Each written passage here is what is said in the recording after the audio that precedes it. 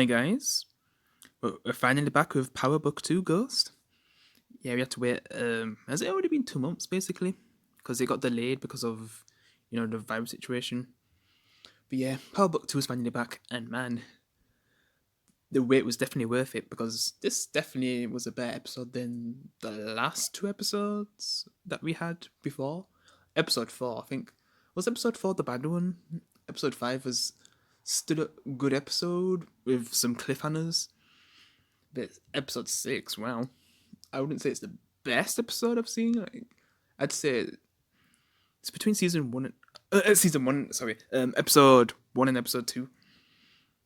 Yeah, that was great stuff that was happening then. I guess episode 3 as well, but just 4. I don't know what it was doing. A lot of people was complaining. 5, it got to the mid season fine. And yeah, episode 6, I'd say, I don't know, the second best episode I've seen so far from this show. Definitely got some good stuff. It was like, and I could tell how long the episode really was as well, because a lot of things was happening. Yeah, we also get to see like basically the character that gets the most spotlight this episode. I'd say is Kane. Yeah, Monique. Well, yeah, Monique's son.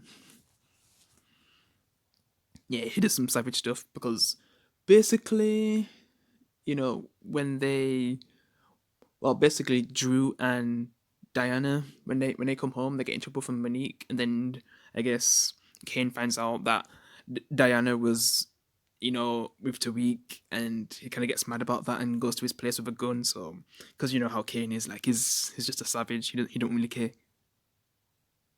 which is very risky. So yeah, Kane goes over to Tariq's place, where in the schools, and then instead, he takes Brayden. Well, he finds Brayden and his brother fighting. The immature brother that Brayden has. Basically, takes both of them. Oh my god! It's just like that's like definitely the most entertaining stuff. Like where he just takes him on for the drive and basically makes him sell the product. Makes the both of the brothers, basically Brayden, Tariq's friend, and Brayden's brother sell the product. And you can tell that Brayden's brother's just scared of what's going on because he's that irresponsible kind of person, but he's not really into the drug life, so no, it's his just reaction. But Brayden, I'm kind of surprised with Brayden. I didn't realize he was actually that prepared for something like that, even though he was getting forced to be there. Yeah. So yeah, that was interesting. Like, I actually kind of got respect for Brayden now. The way how he dealt with it. Also, his brother's life was on the line, so in a way, because you know how Kane is like, if he didn't listen, he probably would have killed his brother or something, or hurt him really badly. Even though the brother still gets hurt in this episode, because he basically puts them on different drops, so they're not really together. So when he tries to do his thing, he doesn't really work out. But Brayden, he's just like a natural. He easily sells the product like it's nothing. It seems like he was gonna have trouble at first, but yeah, he got rid of it all and made that money, I guess. But yeah, on the other hand, his brother ended up getting beat up, but then Brayden made it over to help out his brother. But yeah, and then when they're going back, I guess a cop, sirens, and then they get pulled over. But then luckily it's Ramirez, Monique's, I don't even know what to call him, boyfriend, cop boyfriend, since it's not like her husband, because she has a husband, and how he's connected to all this, like the drug stuff. But then the so this is kind of a reminder anyway, because if you've been watching the reviews, you already know this, that Monique is the one who's controlling the business stuff right now, because the dad's in prison because he was the one who was controlling everything before then. But yeah, like basically Monique is the one who's in charge, and then the ones who get orders are her children. Kane's the one who does the heavy stuff. Drew and Diana are the ones who I guess kind of get involved, but they're more on the legit side. Also, there's Zeke, but he's proper in the legit side. Like he's not even in it at all. Like he's just focusing on his basketball career. And speaking of basketball careers, oh yeah, Drew's boyfriend. Because like in the last episode, it seems like he was trying to distance himself away from him. Yeah, because he just don't want to be seen with him, or like he just want to be that open, and maybe the boyfriend's the same way, like the person who likes Drew. Yeah, because basically he basically can't be a proper basketballer because of how society is. If like that's how things are. Like, because probably some of his fans won't look at him the same way, and yeah, he's just trying to keep it a secret for now, I guess. So I just wonder how that story is gonna go, but it's not like it's the most important story. But yeah, I had to mention it. Also, he actually had because basically they're doing some investigating on Tariq anyway, other than Kane trying to kill Tariq, because that was definitely his intentions. But yeah, because the others were just finding out stuff about his like how he's actually moving the product, and they basically do find out that they're doing it from some app. And I don't even know why I didn't even think about this, because people can't really rat on them because they're basically getting the product, and if they said, "Hey, I got this product," like they probably think they're connected to it. So yeah, even if they get it, they can't really snitch. Yeah. Also, Francis. Yeah, Francis. Who's actually in this episode, and that kind of works in with Sax and Dave McLean. Yeah.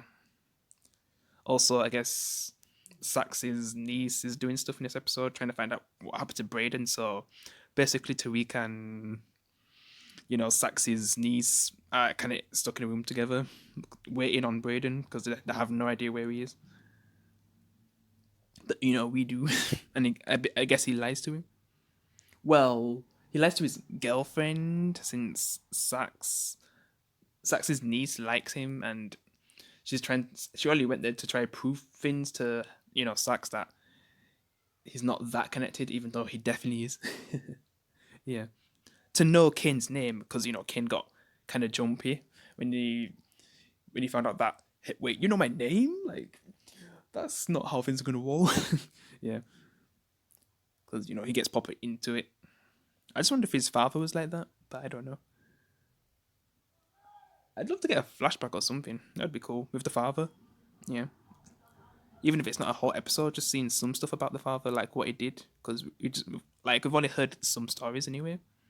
Not a lot, not really. We don't really know much, like how the father actually won things. But yeah, I just know that Kane's not really a big fan of how Monique's winning things, and it gets to a point where it escalates by the end of the episode, and that's after Ramirez, luckily, is the one who pulls him over. When he finds Kane with Braden and his brother. He got beat up as well. So imagine if that was the other cop. Like, yeah, Kane would have been screwed. And even after that, like, it's not like Monique treats him with respect, because what if that was a cop? Like, he would have been screwed. And yeah, he just leaves angrily because Monique didn't really show any respect for what he did.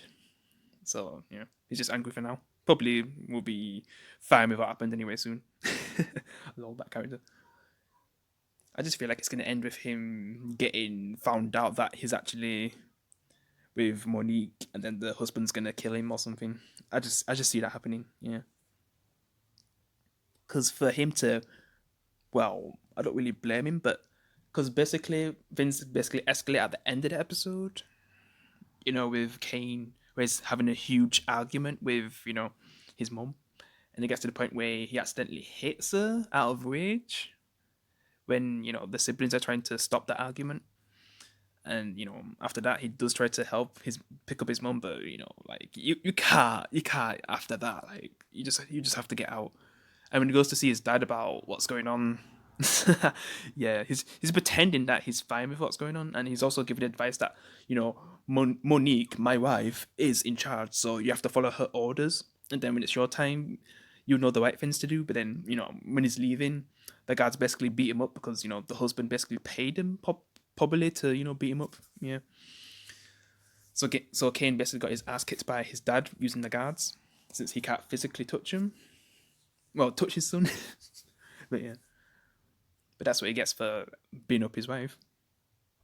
Even though it's his son, but yeah. Oh yeah, and the Francis stuff, like I didn't really talk about that. Because I guess that's the other big thing that happened, since Francis is the last one from Tommy's group that's still around. Because the other guy, he snitched and then he got killed. Francis, he was actually really smart. Like, I didn't think Francis was going to be that smart. He definitely played his cards right. Man, he definitely had a good plan. The way how he blamed the Blanca, like the one who got fired, from Zax. Like, he just played his cards so well. Made it look like he didn't know anything about Tariq really, and Tasha when he was on the stand. Like he just played his cards so well because he made a deal with Zax that he would testify, so then he'd be let out, but it still kind of worked a way around it, and was still able to get out without Zax actually achieving his goal, because I guess Cooper Saxe and Dave McClane were supposed to work together. I don't know if Dave McClane was actually trying to make sure Francis, spills the beans and lets out the truth. Oh, he actually wanted things to go this way. I don't really know. Because was he really with Saxe in that moment, or was that actually his plan? And was he just pretending? Because that's what I was thinking anyway. But I don't know.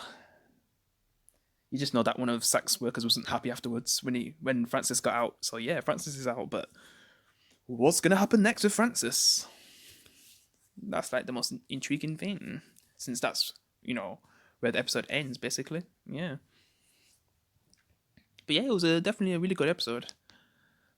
The best episode since episode 1 or 2. I can't remember which episode was better, because episode 1 was a good start to the show. Definitely got me proper engaged and stuff, and it made me want to see a lot from the family as well. Maybe 2, I don't know, because yeah, there was definitely some good stuff in there too. Yeah, definitely one of the best episodes of the show. Definitely a great start to, I guess, the mid-season. And I just wonder if I think they did say it got renewed. Also, Fear the Walking Dead, that got renewed as well, which that also wasn't episode 8, so yeah, that's why there was no review of that.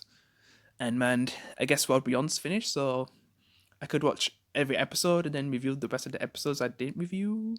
Maybe every 2-3 episodes I could review together while I'm catching up whenever I do that. But yeah, I'm mostly done talking about Power Book 2 Ghosts episode 6. It was definitely a good episode. Definitely better than episode 5 and 4. Especially 4, because I think episode 4 was the bad one. So yeah, I guess that's pretty much it. That's everything that happened anyway. I was just definitely entertained for the whole episode. Even on the trial part, like, yeah. If you can make the trial part interesting, then you've done a good episode of Power. Even though it's the spin-off, but yeah. So yeah, guys, that's it for my review. I hope you enjoyed it. I'll be reviewing episode 7, I guess. Because when did this come out again? Because I'm not sure the actual date. I just found out that it was back anyway. Was it basically yesterday? I'm not sure. I still need to review The Mandalorian, but I'll get to that soon. But yeah, I'll see you in the next one, guys. Peace.